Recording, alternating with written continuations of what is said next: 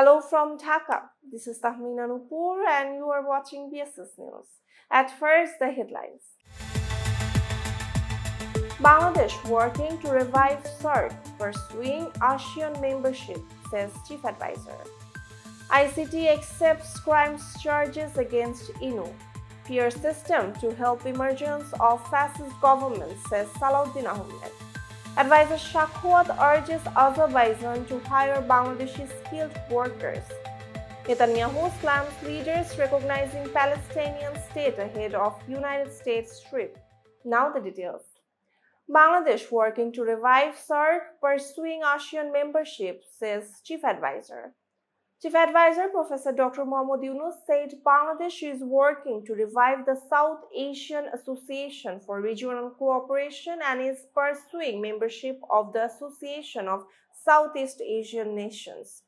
He made the remarks during a meeting with President of Finland Alexander Stubb on the sidelines of the United Nations General Assembly at the United Nations headquarters. The two leaders discussed Bangladesh's upcoming elections, United Nations reform, the Rohingya crisis, the Russia-Ukraine war, trials of Sheikh Hasina and her associates, and regional connectivity with Nepal and Bhutan. On the same day, Professor Dr. Mohammad Yunus met former President of Slovenia and President of Club de Madrid, Danilo Turk, at his hotel in New York.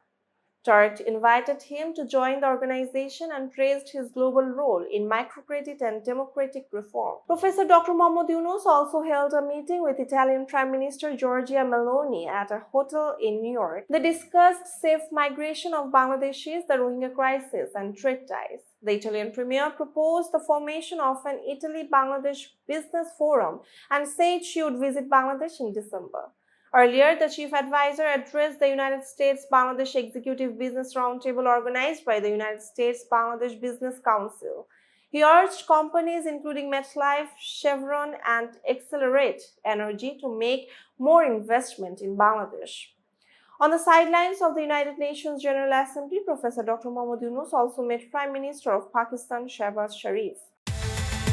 ICT accepts crime charges against INU. The International Crimes Tribunal II has accepted charges of crimes against humanity against Jatiyo Samajtantrik Dol President Hasanul Haq INU. The tribunal ordered him to appear in court on 29 September under a production warrant. The three-member tribunal, led by Justice Nozrul Islam Chowdhury, passed the order today after hearing the prosecution's petition in Dhaka. Prosecutor Mohammad Mizanul Islam represented the prosecution. The case is linked to the July-August 2024 student-led mass uprising in Kushtia, where 7 people were killed and several others injured. Investigators also submitted call records of Hasanul Haq INU with ousted Prime Minister Sheikh Hasina during the unrest. Peer system to help emergence of fascist government, says Salahuddin Ahmed. BNP Standing Committee member Salahuddin Ahmed today warned that holding the election under the proportional representation system could result in another fascist or weak government, similar to the previously one led by the ousted Prime Minister Sheikh Hasina. He was addressing a seminar as chief guest marking the 15th founding anniversary of Bangladesh Nationalist British Law Student Alliance at the Supreme Court Auditorium in Dhaka. BNBLCA convener Wasi Parvez Tassin presided over the event. International Affairs Secretary of BNP Barrister Nasiruddin Ahmed Oshim spoke as the chief speaker, while senior advocate of the Supreme Court Ruhul Quddus Kajol and Raghib Rauf Chowdhury attended as special guests. Salahuddin Ahmed said one objective of demanding peer is to gain more seats, and another is to create disunity and instability so the majority party cannot come to power. The constitution, he said, mandates elections through direct votes and urged not to mislead the nation with unconstitutional or illegal demands. Advisor Sakhawat urges Azerbaijan to hire Bangladeshi skilled workers. Labor and Employment Advisor, Brigadier General retired Dr. Mohammad Sakhawat has urged Azerbaijan to hire skilled Bangladeshi workers. He made the request yesterday during a bilateral meeting with Azerbaijan's Minister of Labor and Social Security, Anar Aliyev, in Baku, the capital of Azerbaijan. At the meeting, they discussed living standards of Bangladeshi workers, workplace safety, visa procedures, and other facilities.